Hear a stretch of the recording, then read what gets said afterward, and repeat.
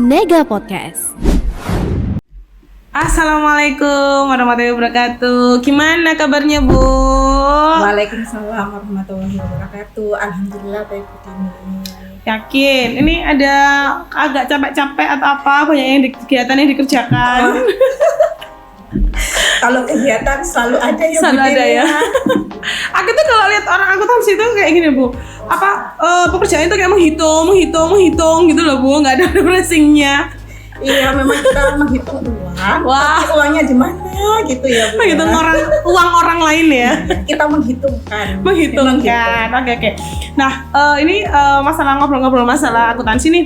Boleh nggak dijelaskan sedikit untuk jurusan akuntansi itu kayak gimana? Maksudnya jurusan akuntansi ini adalah jurusan yang bekerja di bidang apa? Oke. Akuntansi sendiri itu merupakan jurusan di mana kita itu mempelajari transaksi keuangan, di mana transaksi itu kita olah menjadi suatu laporan keuangan. Nah, laporan keuangan ini bisa digunakan oleh pihak-pihak terkait.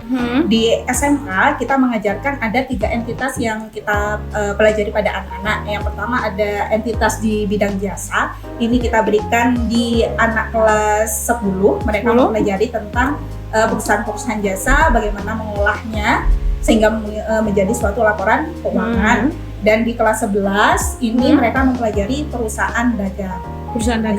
Jadi kelas 12 lebih berkembang lagi ya, Bu? Iya, lebih kompleks lagi. Iya, di kelas 12 baru manufaktur. Nah, selain kita mengajarkan anak-anak untuk menghitung secara manual, kita juga mempersiapkan anak-anak untuk menghitung secara terkomputerisasi. Oke, jadi itu yang akan dipelajari di jurusan akuntansi. Yes.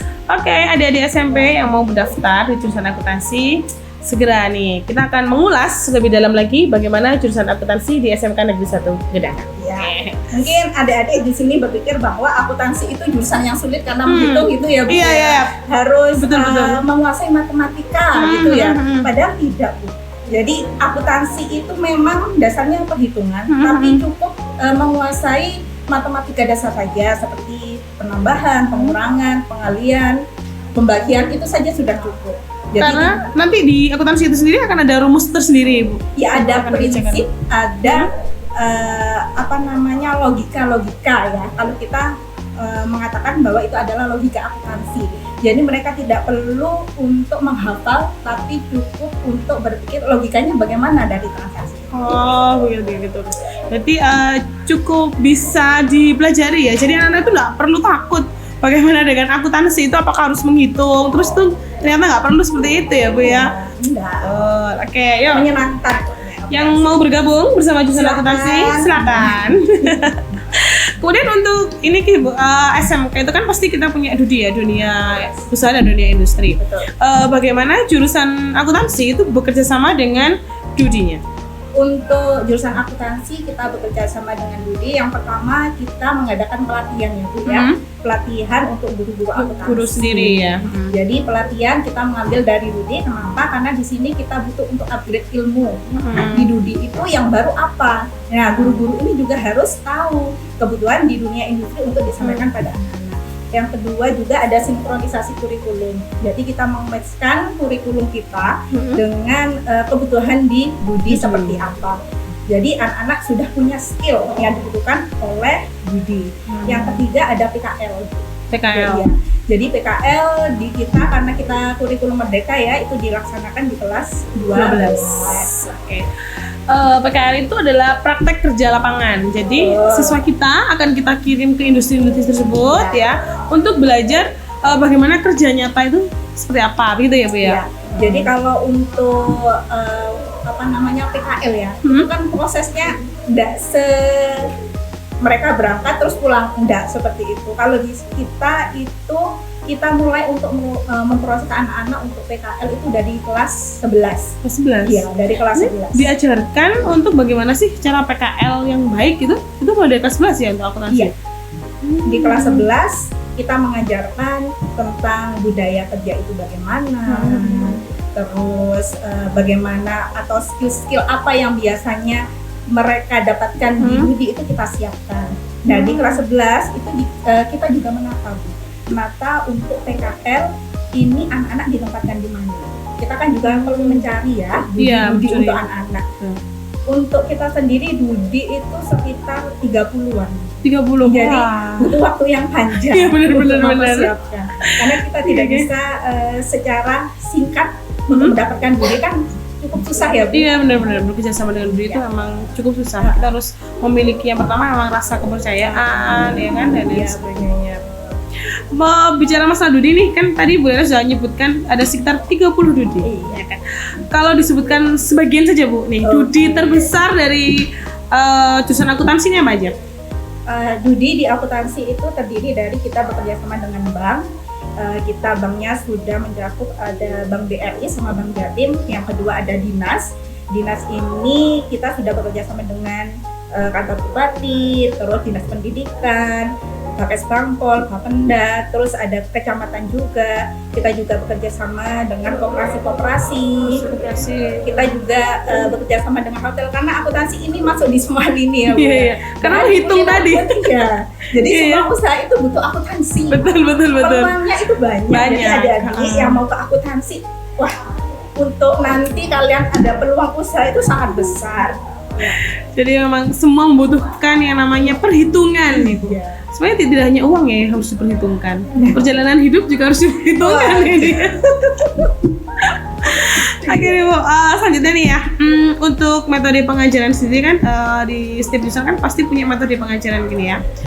Metode pengajaran apa sih yang sering digunakan di dalam jurusan akuntansi itu sendiri, dan bagaimana cara Bu Laila sebagai kepala program jurusan akuntansi itu menilai bahwa oh ini loh metode pembelajaran ini sangat efektif untuk anak-anak. Bagaimana? Boleh diceritakan sedikit? Oh boleh. Untuk kita memang sebelum kita masuk ke tahun ajaran baru, kita merapatkan ya dengan guru-guru kita. Karena kita kan kurikulum merdeka, kita memusatkan bahwa peserta didik ini sebagai pusatnya, kita hanya sebagai fasilitator. Jadi di sini kita menggunakan yang pertama ada PBL dan ada PJBL. Nah, jadi saya menekankan pada guru-guru akuntansi bahwa walaupun tidak setiap hari tapi harus ada dua metode itu. Karena apa? Untuk metode misalkan PJBL ya, Bu, itu kan project. Anak-anak menghasilkan suatu produk. Nah, anak-anak kan walaupun prosesnya panjang, tidak hanya sekali, dua kali, bahkan bisa 3 sampai 4 kali pertemuan baru selesai kan, Bu, ya. Benar-benar. Tapi mereka benar-benar memahami alurnya dari awal sampai mereka menghasilkan suatu produk. Nah, itu benar-benar mengena menurut saya. Untuk penilaian, oh ini cocok nih anak-anak, atau mungkin oh anak-anak sudah bisa mencapai ini gitu Bu. Itu dilihatnya dari sisi yang mana Bu? Ibu bisa menilai, oh ternyata si A sudah berhasil nih, si B belum berhasil, si C kurang. Nah itu bagaimana cara penilaian keefektivitasan dari program tersebut? Oke, kita ada evaluasi ya. Misalkan tadi PJBL. Nah, pada setiap akhir kan ada produk. Nah, mereka kan suruh untuk mempresentasikan. Iya ada hasil presentasi ya. produknya. Iya. Jadi dari sana kita bisa tahu dari prosesnya sampai akhir itu bagaimana prosesnya. Apakah mereka benar-benar melaksanakan sesuai tahapan atau mungkin tidak sesuai tahapan tapi menggunakan metode yang lain, itu juga diperbolehkan. Boleh ya, berarti anak bisa memilih ya metode itu. Bisa memilih. Kemarin kapan hari Jumat ya Bu, saya tahu anak-anak akuntansi itu sedang mengadakan pameran ya. Iya. Yaitu pameran produk hasil karya mereka. Jadi itu jual apa makanan ya kemarin waktu itu Bu ya. Iya. Jadi anak-anak itu menghitung mulai dari bahannya berapa sampai akhirnya dilaba begitu. Iya. Oh jadi ada praktek nyatanya di sekolah pun sudah ada praktek nyatanya seperti itu ya Bu. Di akuntansi sendiri itu merupakan salah satu proyek ya Bu ya. Misalkan kemarin kita mengadakan bazar. Nah bazar ini kita memang berkelompok. Dari kelompok itu mereka harus menentukan ya, seperti dari awal mereka harus memutuskan ya produknya apa, terus pangsa pasarnya bagaimana. Nah itu harus mereka sesuaikan. Terus mereka juga menghitung HPP dari awal. Kalau HPP-nya sekian, berarti keuntungannya yang didapat berapa persen, berarti harus dijual berapa. Dari mereka itu menghasilkan suatu produk, terus pemasarannya bagaimana, packaging-nya juga bagaimana. Jadi itu proyek secara menyeluruh. Berarti dari jurusan saya nih, jurusan DKV berarti bisa ya Bu bekerja sama Sangat bisa dengan Bu. akuntansi ya. Jadi Sangat bisa. nanti kelompok jurusan kami nih Ya. harus daftar dulu ke kelompoknya jurusannya Bu Laila nih. Ya. Kami mau bikin produk keripik pisang misalnya, dihitungkan mulai dari bahannya, strategi pemasarannya bagaimana, begitu ya. Oh, jadi bisa Sangat Bu. bisa. Mantap. Kapan-kapan kita harus kolaborasi nih. Ya harus Pastinya. ditunggu ya. Ditunggu, oke. Untuk jurusan akuntansi sendiri, fasilitas apa yang disiapkan atau dipersiapkan sekolah untuk jurusan akuntansi itu sendiri? Oke, Jelas untuk fasilitas ya. Tadi saya menyinggung bahwa di akuntansi tidak hanya belajar tentang pelaporan secara manual, tapi juga secara terkomputerisasi. Secara terkomputerisasi ini kita menggunakan beberapa software. Yang pertama ada spreadsheet. Spreadsheet ini kita menggunakan namanya Excel ya. Excel. Nah, di sana anak-anak membentuk atau akun-akun dari usaha sampai masuk suatu laporan keuangan. Yang kedua, ada 2 aplikasi. Yang pertama itu Mayop, ini diajarkan di kelas 11 semester 1. Yang terbaru nih Bu, ada Accurate Online. Kenapa ini kita ajarkan di sini? Karena kita setelah sinkronisasi dengan Didi, ternyata banyak Didi yang sudah pakai Accurate Online. Makanya kita bukan hanya mengajarkan Mayop, tapi juga mengajarkan tentang Accurate Online. Berarti lebih meningkat lagi ya aplikasinya, dari yang mulai dasar bawaannya Office itu sendiri, kemudian ada yang namanya Mayop, kemudian sekarang menambah satu aplikasi lagi yang namanya Accurate Online. Ada nggak sih Bu di pelajaran akuntansi itu yang melibatkan orang tua? Ada, wali murid lebih ke program ya. Jadi misalkan kemarin kita sudah melakukan kunjungan industri. Nah, sebelum ada kunjungan industri kan kita melakukan sosialisasi. Ini pada orang tua bagaimana sih kunjungan industri mana sih yang akan kita kunjungi. Terus di kunjungan industri itu ngapain saja. Nah, itu orang tua juga harus tahu. Yang kedua pada saat PKL. Pada saat PKL itu kita juga selalu berkomunikasi dengan orang tua mengenai yang pertama, anak ini mau ditaruh di mana? Apakah bisa ditaruh di lokasi yang dekat atau bisa ditaruh di lokasi yang jauh? Ini kan perlu komunikasi dengan orang tua. Sangat tuh ya, karena siapa tahu nanti ada orang tua yang nggak setuju. Bu, saya nggak mau anak saya kunjungan ke BI, saya maunya ke bank yang lain mungkin. Bisa seperti itu. Jadi harus memang ada komunikasi antara kita dari pihak jurusan dengan wali murid atau orang tua, karena ya namanya orang tua kan pasti perlu perkembangan dari anaknya kayak seperti apa kan Bu. Oke. Deket-deket ini kan kita lagi boomingnya namanya LKS nih Bu. Nah, kalau boleh tahu nih, spill sedikit dong. Sampai di mana nih LKS, persiapan LKS untuk dari jurusan akuntansi sendiri?